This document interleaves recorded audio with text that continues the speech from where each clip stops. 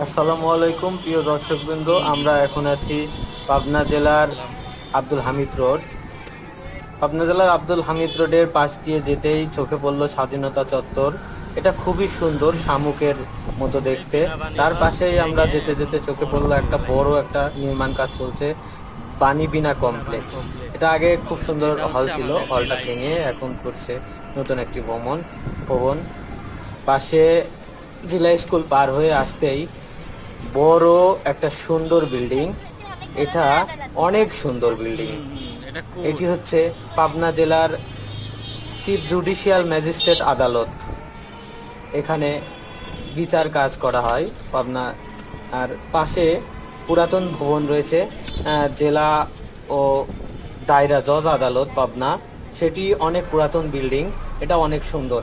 বার কাউন্সিলও পাশে রয়েছে। এরপরে পাশে police line school and college, police লাইনের এই ফটক। তার পাশে এই যে এটা এই ভবনটা হচ্ছে